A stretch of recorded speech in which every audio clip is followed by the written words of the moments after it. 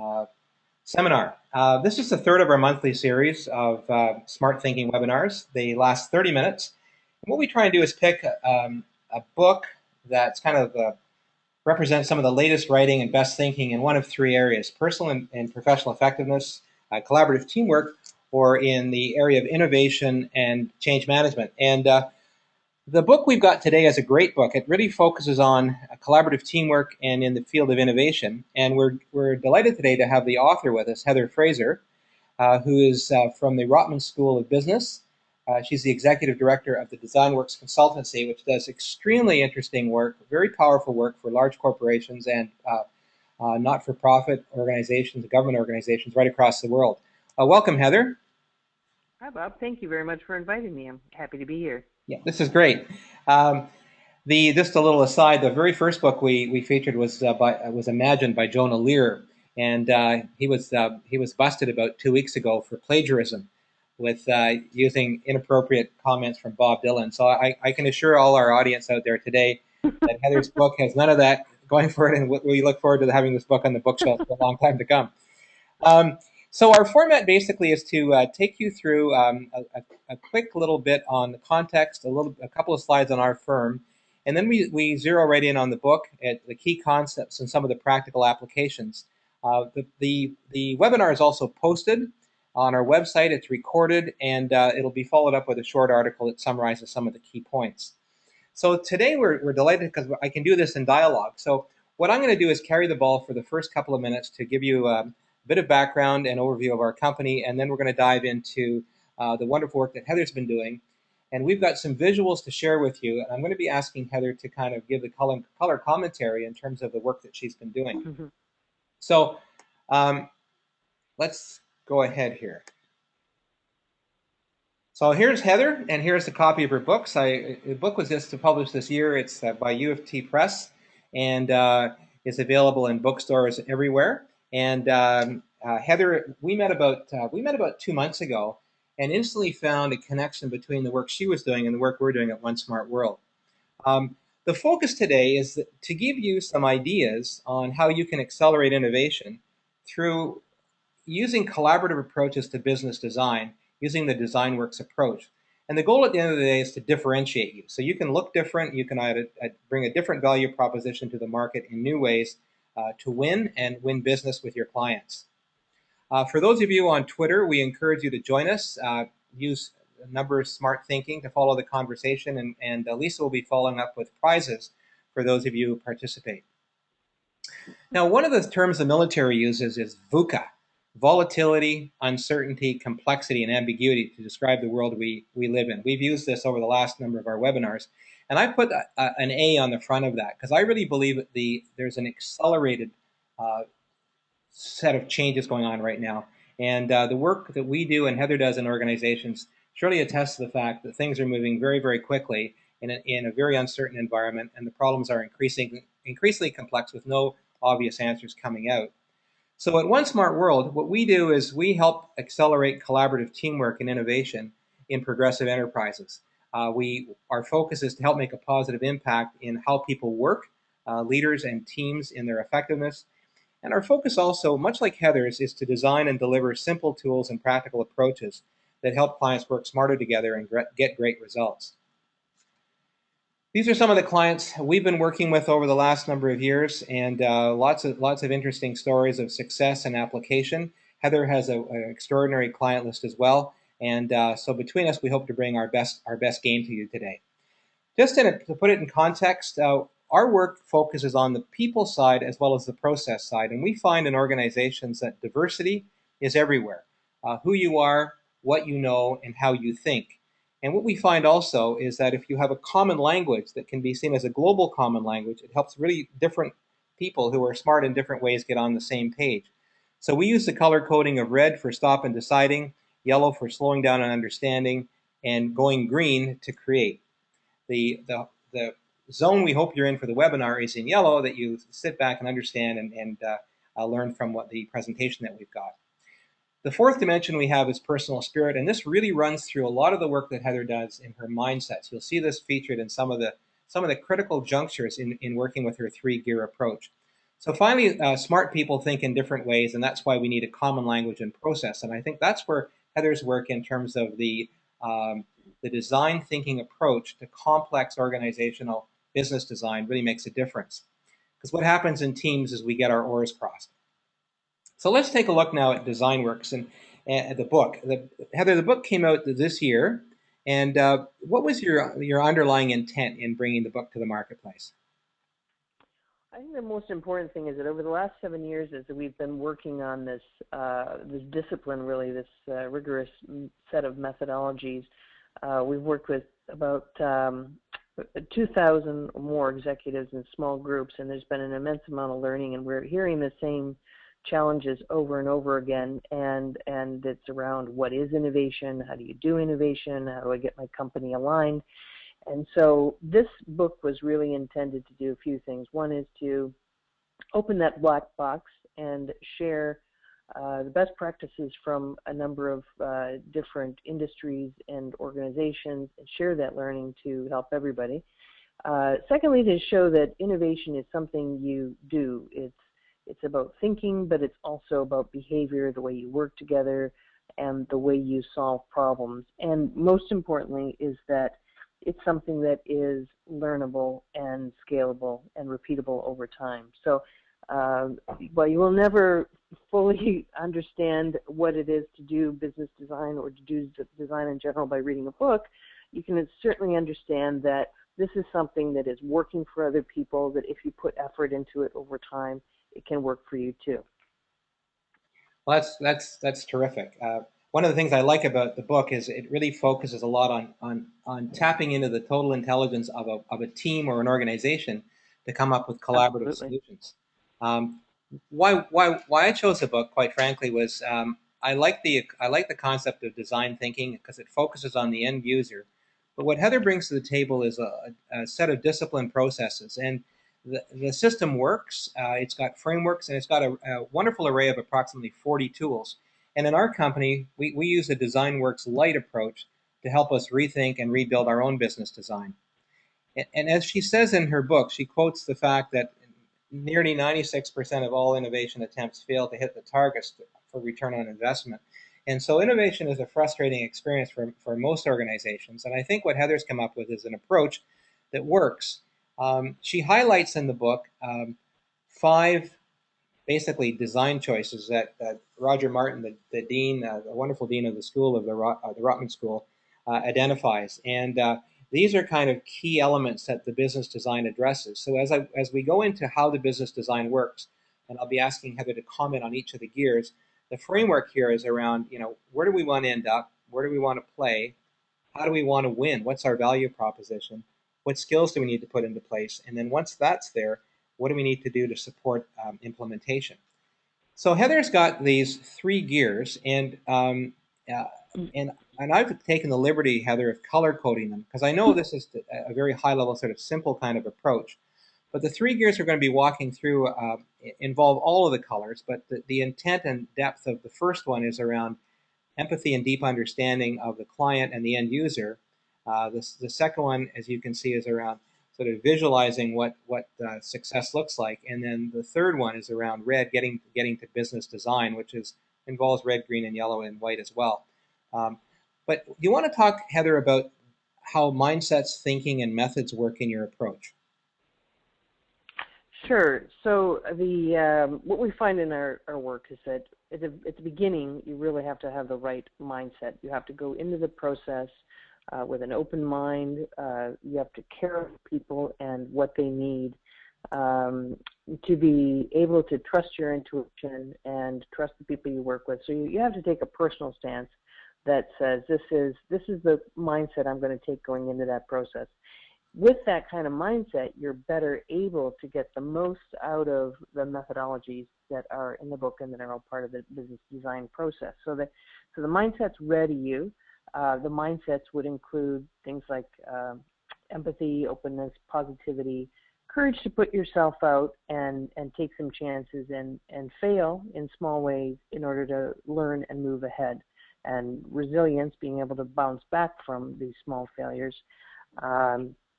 Optimism is about positivity going forward, and mindfulness is about being aware of everything that is happening at all times. So with that kind of mindset, then you would take on these methodologies, and you would get the most out of them if you have that right mindset.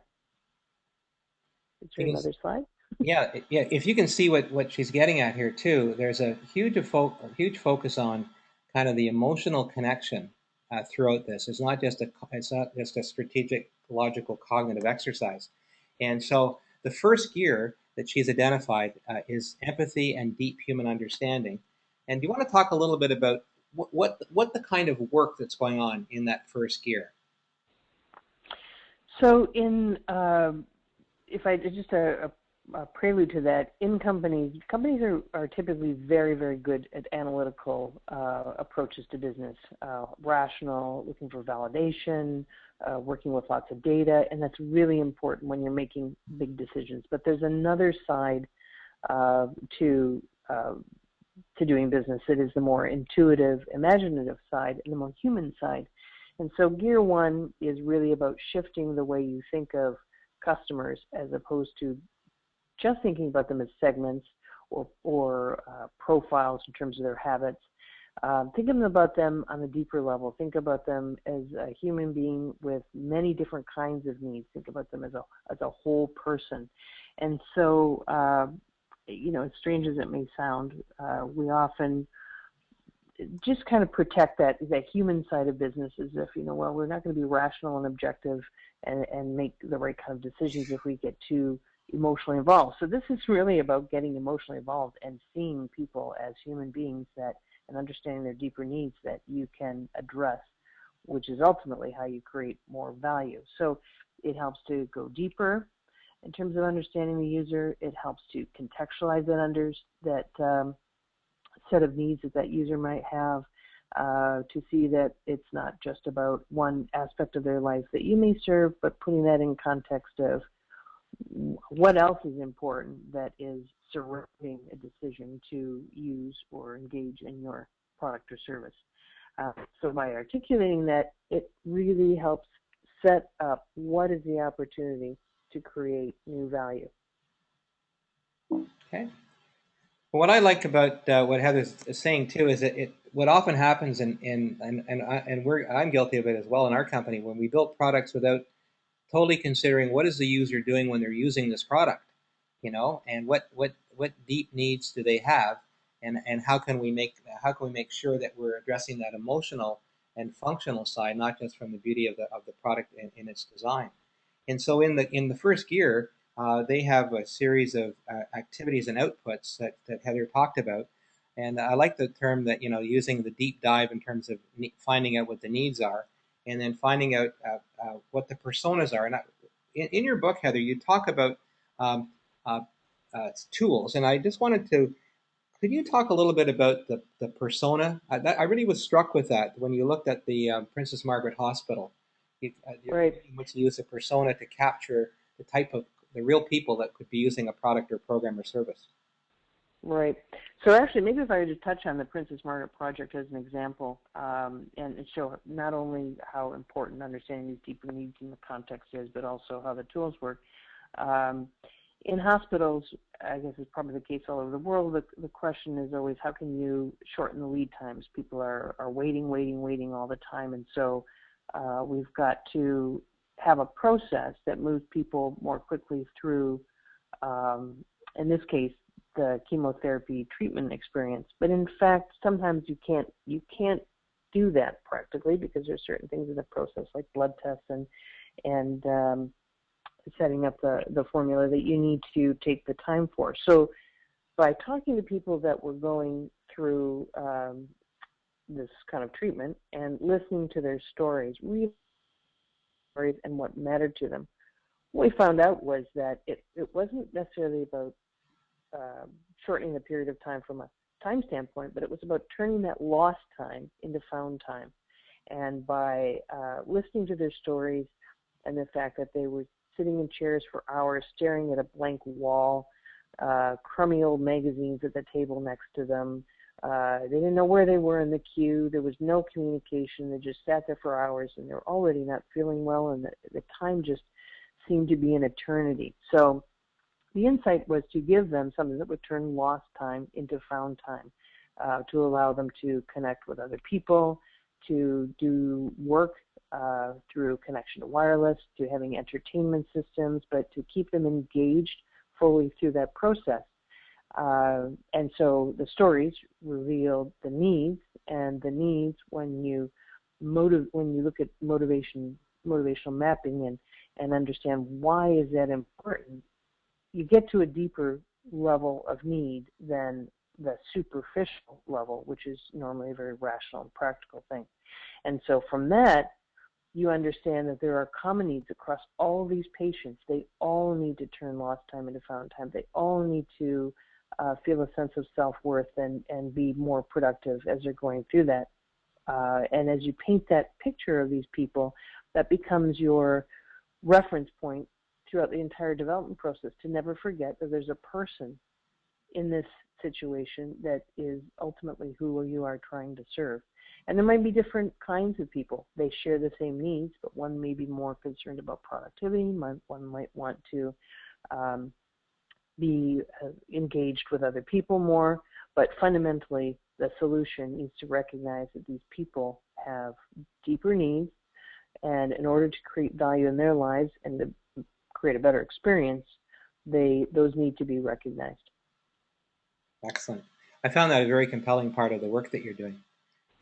We're going to move on to the second gear, and one of the challenges of taking a wonderful book like Heather's, which is very easy to read, it's very clear, but it involves a very complex and rigorous discipline, is I don't want to make short shrift of it here, but we still have to move through the book. The second gear moves from the gathering and conceptualizing and connecting at the emotional level of what the end user is all about, and to some extent the stakeholders. It begins to move into the second phase, which we've color-coded green because part of the focus here is about reimagining how the organization can begin to bundle different products, services, and programs for the end user. And Heather, in Gear 2, what's the shift that's going on, and what's the kind of work that's happening here? What are the kinds of things that you find your clients engaging in as they leave behind that empathetic understanding and move more to this conceptual visualization? Well, if you use the results or the outcome of Gear 1, which is who is this person, what really matters to them, using that as your springboard for innovation and creating new solutions. The second gear is about stepping back and looking more broadly at how can you solve that problem. Oftentimes we think it's a product, or if we're in the service business, it's another service. But in fact, if you think about it in more dimensions, you think about it as an experience. You think about the people, the products, the services, the environments, where could they be, what kind of messages do they need. Think about the whole solution that will make that experience seamless and very well integrated. Creating those new possibilities is what Gear 2 is all about. And it also is important to step outside current realities and to really dream big. You've got opportunity to dream big without spending a lot of money. Do that internally and use prototyping and imagination and storytelling to create these new possibilities. And when you think big like that, then interestingly enough, when you get to Gear 3, you find out that just about any big idea can be activated in small ways towards that bigger dream. So it's really about having the whole team bring their perspectives to the party, determine how in many dimensions can you create an experience that will delight that end user, whether it's a patient or a consumer or a business person. In the case of business to business, think big, think broad, and build it and iterate. And by building prototypes, you can physically replicate the movie that's in everybody's head, so that you've got one common vision of what that could look like and how that could work. And by iterating through the process, you'll advance that. One of the other important things along the way is to engage other people in the process, particularly the end users. So going back to the Princess Margaret Hospital project, we had over 30 people from surgery to nurses to administration to technology to the lab clinicians, all working on what could be that perfect vision for the patient experience. And then we built it out in physical terms, and then we looked at different options. We went back to patients. We got patients' input. They liked this. They didn't like that. That's all good learning. You build that back in, and all the time you're advancing the idea and preserving the integrity of the vision to create the best possible experience for, in this case, the patient. Excellent. And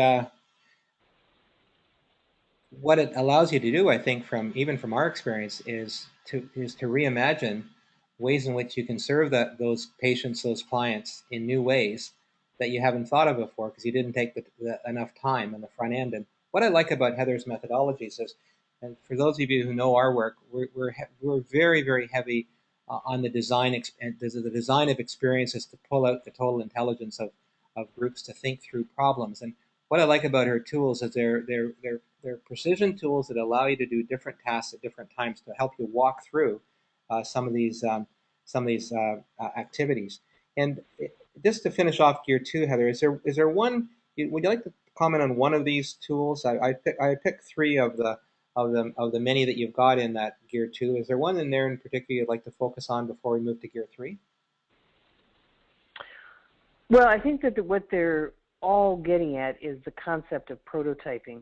And prototyping is representing an idea in a more tangible form than just words on a page and descriptions, but to actually envision what does it look like. And so sometimes that's a storyboard, sometimes it's a role play, but by making it physical, you can have a better dialogue within the team to understand what that solution looks like. And you can also use that solution in prototype form to co-create with the end user. To say, here's the idea. What do you think? How can we make it better? Mm-hmm. So it's a combination of prototyping and feedback from many different people, including the end user, that's important in Gear 2.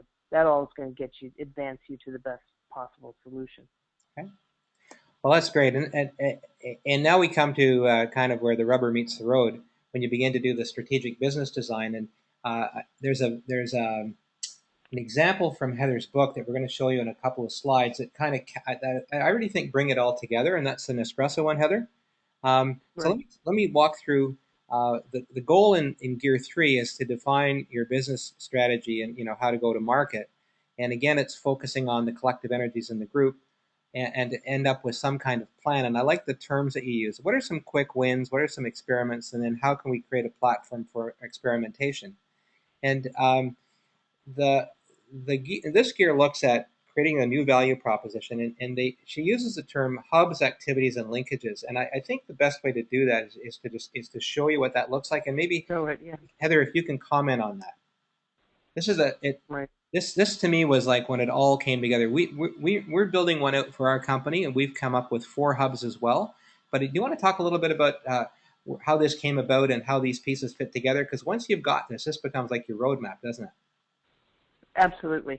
So this is a visualization technique that it's a strategy tool that has come out of the work of Michael Porter at Harvard. And this is not a new concept, but it is an extremely powerful one. So let's say you've got this incredible experience you've just envisioned, and there's lots of moving parts. And if anybody is familiar with Nespresso, we did not create Nespresso, but I do think that it is one of the most remarkable stories in the world, actually. They have this incredible experience where they have a different kind of a system. They have a beautiful experience and relationship with their consumer. But at the core of it, there are 4 things they have to do really well and in a unique combination. They have a uniquely integrated and stylish coffee system. So that's different than something you sell in a grocery store in a jar. That's different than going to a Starbucks. This is a system, a coffee system that is in and of itself is unique. And in creating that, they did some things internally, like the proprietary capsule that they have, but they did some things externally, like they went out and got designers from the outside. They worked with appliance manufacturers like Krups and Magic Mix. They have a service network. So they chose the things that they will do, and they chose the things that they would partner on, with the objective of delivering a uniquely integrated and stylish coffee system. They also just looked to the other corner, cultivating a direct brand relationship with consumers. That is also something that they distinctly do. Everything they do is one-on-one fulfillment, one-on-one customization of your marketing, and that's everything from your store experience, the personal experience that you have there, to the fulfillment of products, to the Nespresso Club. What's important is that those 4 areas of activity are what they focus on in everything that they do, and they're all connected to each other. So as opposed to thinking about your strategy as a list of strategic imperatives, think of it as a system of activities. And that system of activities, that unique combination, is what ultimately gives you your competitive advantage. And so as you go through gear 2, you have to step back now and say, what do we have to be really good at, and in what distinct combination for us to be able to win the game and be in this for the long haul and sustain that competitive advantage. So for those of you who are serious about organizational redesign, business design, the tools that Heather has in her book, as well as the very compelling case studies and the frameworks that she offers, help us end up with something like this, which I think once you've got this, as you say, it drives everything they do at the company. If you wanted to just to kind of walk us through in the last couple of minutes, Heather, how these pieces fit together, then whoops, I'm sorry. We can then move to our close. This is some of the activities and outputs in the development of Gear 3.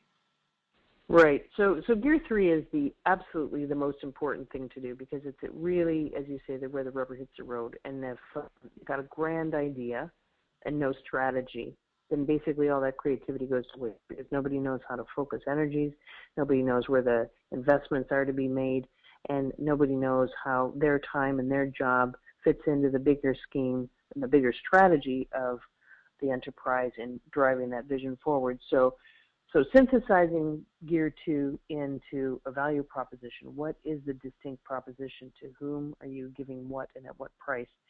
Then you need to step back and say, in order to deliver that beautiful vision in Gear 2, what do we have to be really good at?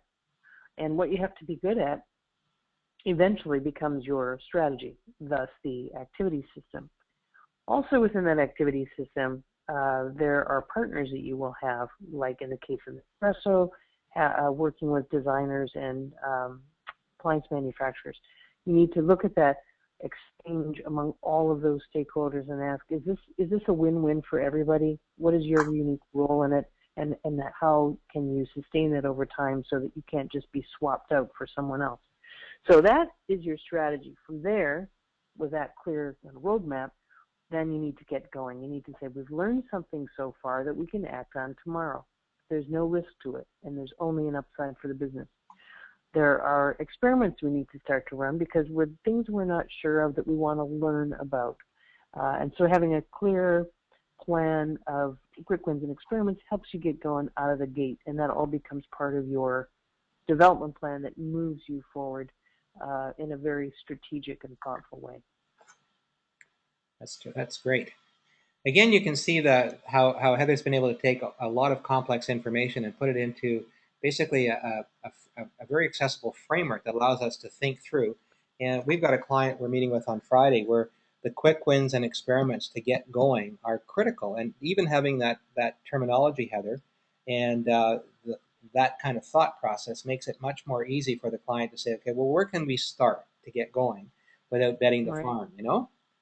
Yeah, it's so important, because you can get so caught in the big vision and the big strategy that hangs in the air But you got to start. You got to get going. Yeah, and I really like that. There's a wonderful groundedness in the book that you've written. I was struck by it right away. When you right from the get go, you pick the book up and you say, "Boy, this is something I can use that can help me right away. I don't need to go and do a Harvard PhD or better still a Rotman PhD to make this work for me." Um, That's great. Thank you. so just to finish off in Gear 3, there's the activity systems that I think you've highlighted in the Nespresso example, um, and the value exchange. And just in light of the time, I think we're going to have to move to some closure here. Good. Um, just to move on, 5 of the business design questions that I found quite compelling, almost like evaluative criteria. At the end of the day, is what we're doing. Does it create value for the end user? Is it seriously a breakthrough, or just another incremental change in the color of the packaging? Is it distinctive enough? And what I liked about when you use the word competitive advantage, is it distinct enough to give competitive advantage to our client or to our end user as well? Not just to our company. So it gives our end user an edge that they can take advantage of when they use that product in the marketplace or that program or service. And I like the fact, does it fit together as an integrated system as opposed to an isolated incident? And is it something that's sustainable? So those are kind of the criteria you can use as you begin to evaluate the quality of the business design that you've developed. Um, so in preparing for your quest, Heather uses a framework here around using a workshop format once the team is established to go through kind of, again, you can see at one level a yellow in assessing, a vision in green, and developing a roadmap with decisions in red. And of course, they're all intermixed, but that's one way of looking at it. And I think a critical thing that she brings to the table is a reframing of the opportunity by looking at the end user in new ways. Um, so that's really what the design workbooks book has brought to the marketplace, as far as I see it. And Heather, I want to thank you for your time today and your contribution, and adding to the learning and education of the folks on our webinar. Thank you, Bob. And Heather and I are talking about a couple of projects we might be able to work on together too. Though that's exciting Absolutely. for our team as well. Well, Mm-hmm. just in closing, Heather, if I was to ask you to send a telegram of advice to people who are about to embark on strategic business design, is there a nugget or a key message you would like to impart before we move to the final couple of slides here? I think really the single most important message is to just try it. Try it and see what it does to change the way you see the world and the way you think. And you don't have to change the whole organization right off the bat. You just need to tackle a really wicked problem and try a different approach and see where it gets you. That's really, I think, the most important thing is to take a step in the right direction and try it out. Love it. Well, thank you, Heather. We look forward to working together, and we look forward to working with our colleagues who've attended the webinar today. We want to thank all of you for your time. Our next webinar is going to happen in a month. The focus is going to be on a book by Andrew Zolli called Resilience. It's a book I found a little while ago, and it focuses more on personal and professional effectiveness. It's got a lot of interesting stories, some excellent research. And like Heather's is a book that brings a lot of discipline to a complex subject, but makes it accessible. So on behalf of our team at One Smart World of Mandy St. Germain, Lisa Wiele, and myself, and all our associates out there across the country, and our internal associates in organizations as well, we want to thank you for your time. If you have any questions you want to raise with us, or you want to send us a quick note, that would be great. And we look forward to joining with you in a month from now. And we hope you have a smart day, a smarter week, and a great month. Thank you very much. And thank you again, Heather. You're welcome. Thank you.